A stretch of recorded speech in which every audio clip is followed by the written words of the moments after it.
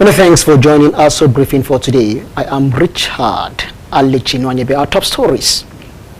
Federal government clarifies presidential pardon undergoing review. FCT Minister Barrister Nyesom Wike slams Peter Obi over governance record, urges citizens to support government efforts. And on business, Minister of State for Finance Dr. Doris Uzoka-Nete confirms Nigeria's health sector records remarkable progress under macroeconomic reforms. You are watching Aso Briefing. Don't forget that you can watch us live on DSTV channel 392, StarTimes TV channel 127, and on Free TV look us up on channel 507. On the UHF band you can find us on channel 38. Now we go ahead with details of all our stories. The federal government has clarified that the president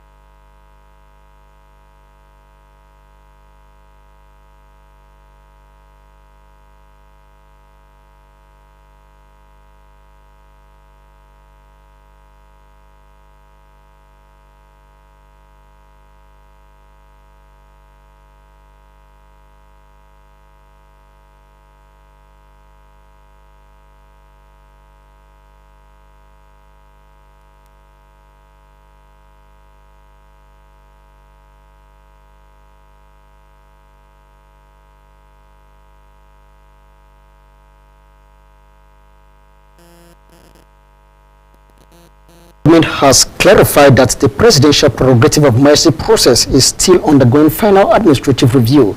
The government insisted that none of the convicts granted pardon by President Bola Tinubu has been released.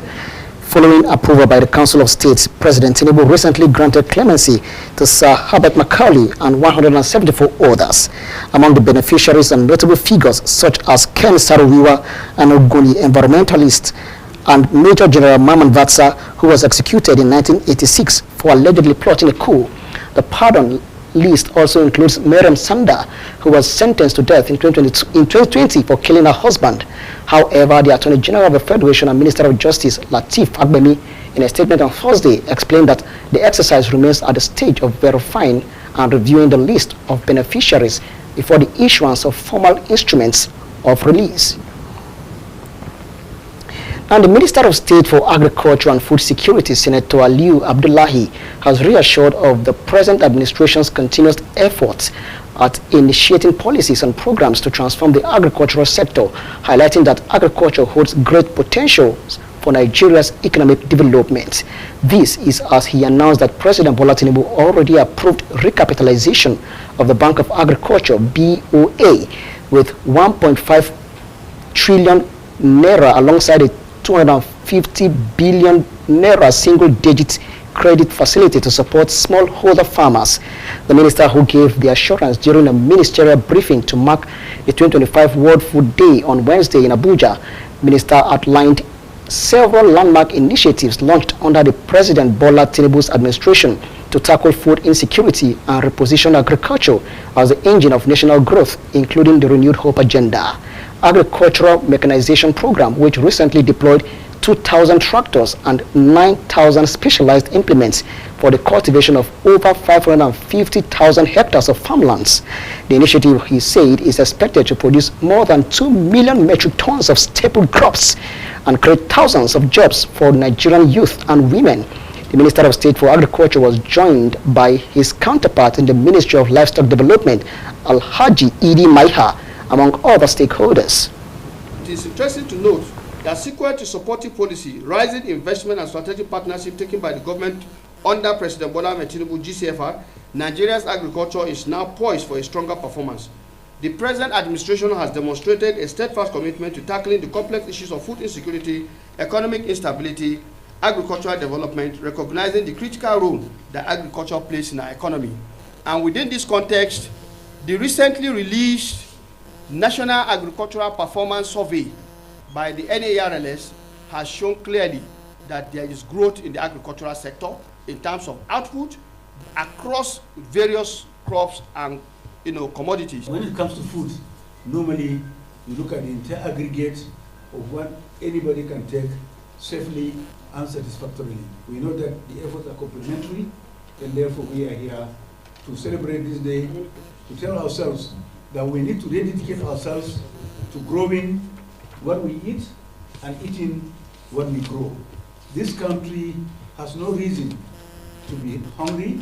We have no reason to be poor. In fact, we have everything it takes to turn our population into an asset, not a liability.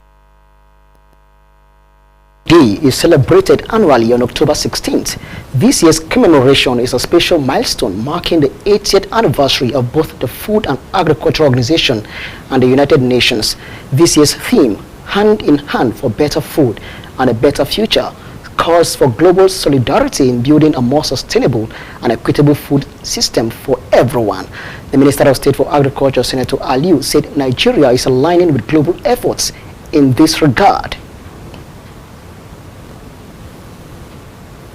Now, the Minister of the Federal Capital Territory, Barrister Ezinwonye Wike, has criticized Labour Party's presidential candidate, Peter Obi, accusing him of playing politics with governance and failing to deliver meaningful development during his tenure as governor of Anambra State. Barrister Wike, who spoke during the commissioning of newly constructed roads in Mabushi District, Abuja, said Obi should focus on self-reflection rather than using social media to attack government policies.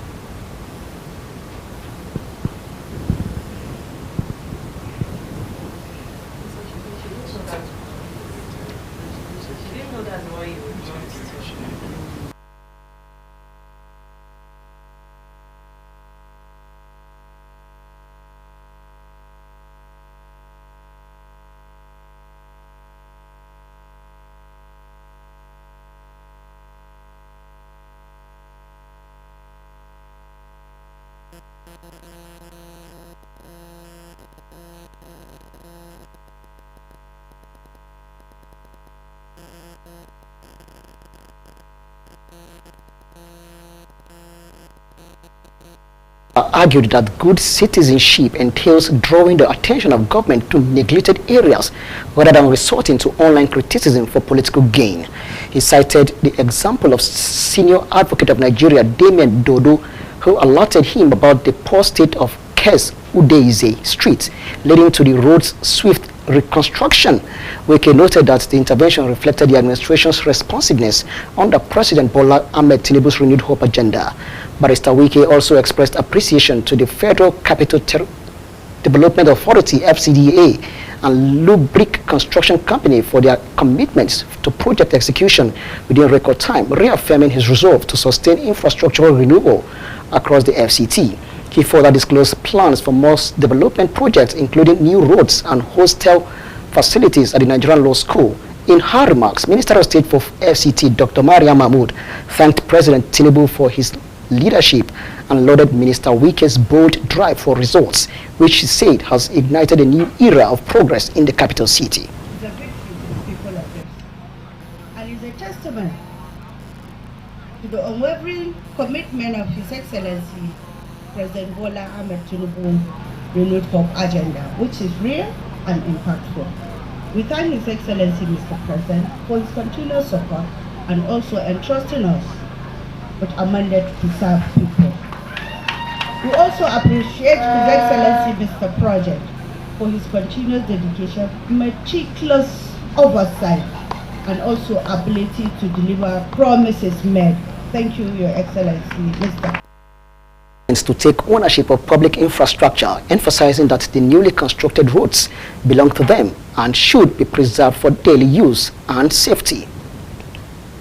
Now, the Federal Capital Territory Administration, in partnership with the United Nations Population Fund, has embarked on a sensitization campaign to educate residents on the importance of giving their children the necessary care and guidance to help them become responsible citizens.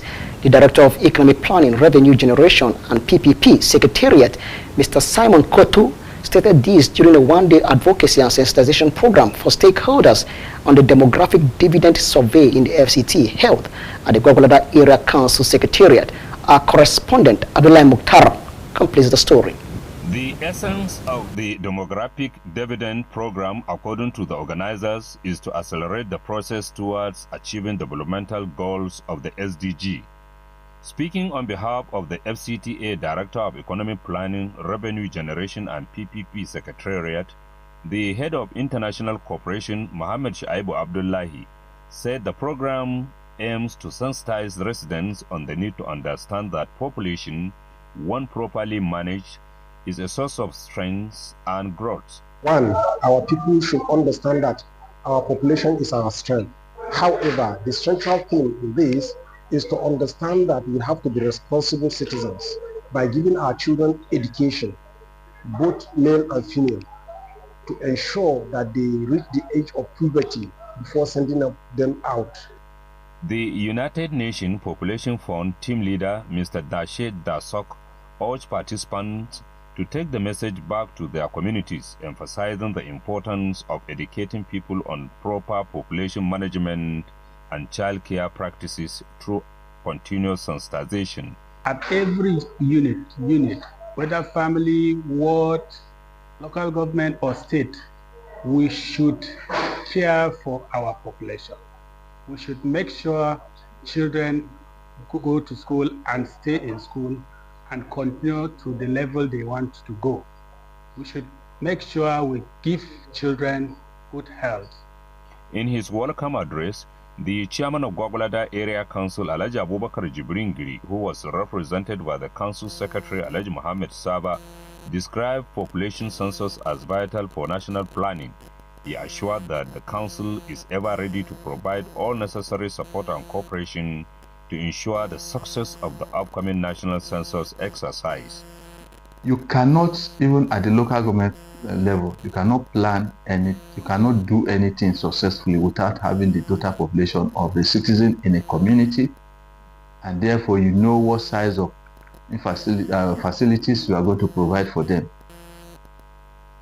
If you don't have enough statistics, whatever we provide can be drastically too short or becomes too much for them.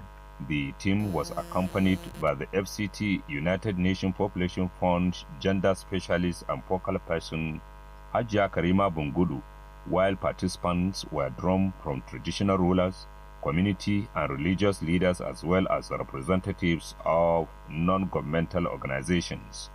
Abdullahi Mukhtar, Aso Television News. Nigeria's Minister of Aviation and Aerospace Development, Festus Keyamo, has emphasized the judiciary's vital role in shaping Nigeria's global civil aviation reputation. At the 2025 NCAA Judges Conference in Abuja, Keyamo noted that judicial decisions on aviation cases signals Nigeria's commitment to international law and conventions, with the theme, the role of judges in sustaining Nigeria's adherence to applicable international conventions in relation to carriage by air.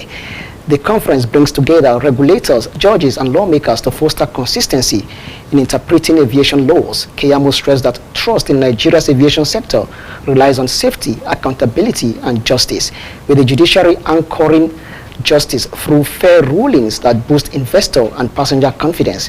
Director General of Civil Aviation, Captain Chris Najomo, also highlighted that clear judicial interpretation of international conventions like the Montreal Convention strengthens safety and fairness in aviation.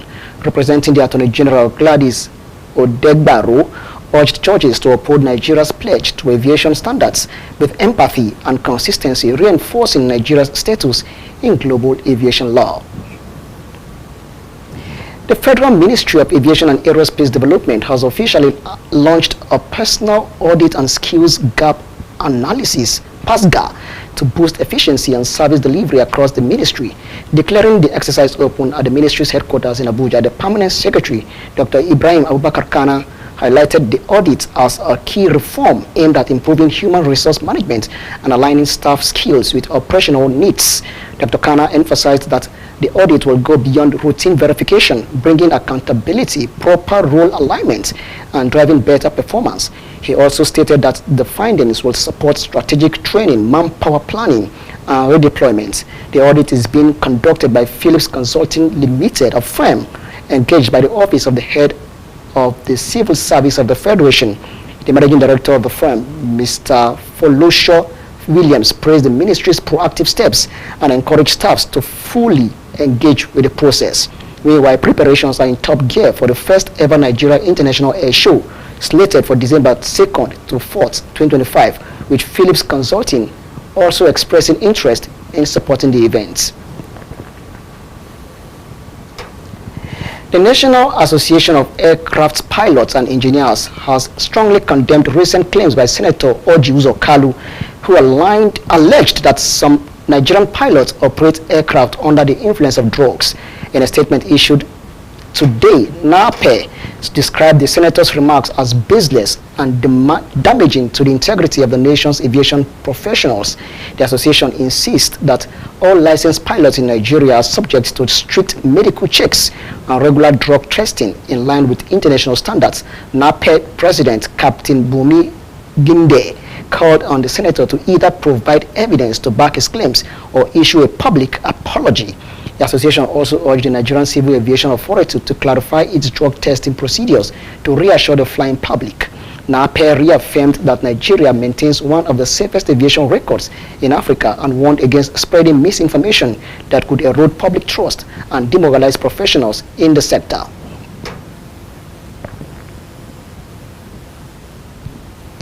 The national leadership of the Road Transport Employers Association of Nigeria, RETAIN, has embarked on a strategic visit to the People's Republic of China as part of efforts to strengthen innovation, technology, and sustainable growth within Nigeria's transport sector.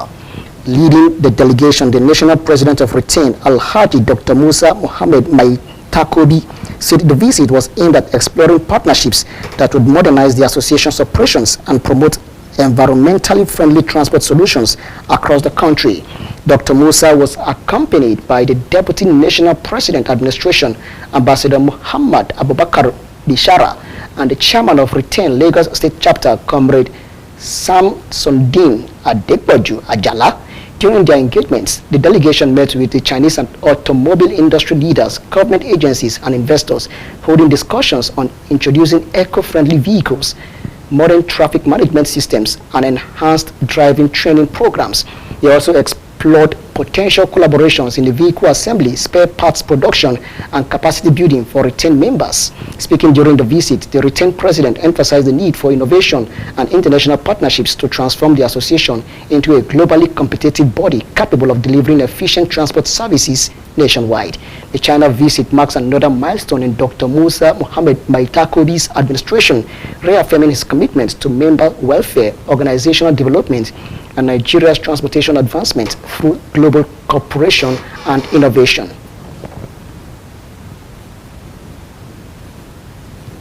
Now, reports just reaching us say the Federal Capital Territory Police Command has a new commissioner of police. He is CP Dantawaye Miller. CP Miller, who assumed duty today, 17th of October 2025, as the 34th Commissioner of Police in the FCT, takes over from CP Ajewale Ajao, who has been redeployed for another strategic assignment by the Inspector General of Police, IGP Kayode Egbetokun. According to a statement by the command spokesperson, SP Josephine Ade, CP Miller, a seasoned police officer with over 2 decades of meritorious service, was born into the family of late DCP Gajare Dantawaye on 15th of October 1971. He hails from Afogo in Kajuru local government area of Kaduna State. And the Director of Defense Media Operations, Major General Marcus Kangye, says the military will relentlessly pursue all armed terrorists and criminal elements operating across the country.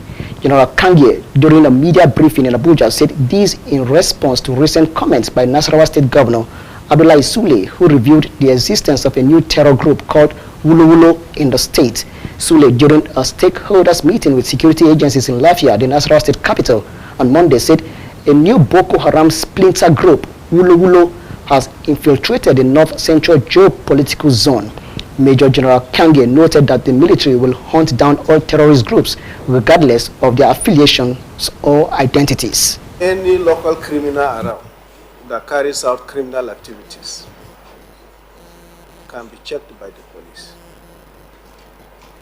But any other group that has taken arms more than what the police can contain, then the military can come. And sometimes he also holds meetings.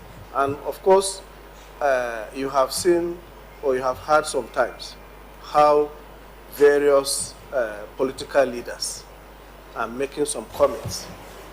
But the military sometimes do not join issues with those kind of comments. We have our strategy, we have our operational area of responsibility, we have our threat assessment in every area of responsibility, and we go after those threats and take them up. Defense Media Operations updated on ongoing military operations says troops have recorded significant progress, neutralized dozens of insurgents, apprehended 62 suspects, and rescued 30 kidnapped victims in the past 2 weeks across theaters. The Joint Task Force Northeast Operation Hadinkai, during the period under review, sustained operational momentum by denying Boko Haram, ISWAP, and Jazz terrorists freedom of action in the Northeast region. Our ground forces, in conjunction with air component and hybrid forces, as well as local security groups, conducted aggressive operations across the theater. During the period, our troops eliminated several terrorists and arrested their informants and logistics suppliers. They also recovered some weapons and dismantled terrorist networks. Their efforts paved ways for the safe return of displaced persons and unimpeded farming activity. In the South-South region, troops foiled oil theft worth over 98 million naira and apprehended 13 suspected oil thieves. Also recovered items including 992,500 liters of stolen crude oil, 1,505 liters of sodium hydroxide, 660 liters of condensate, and 5,000 liters of PMS, with several arms and ammunition also recovered.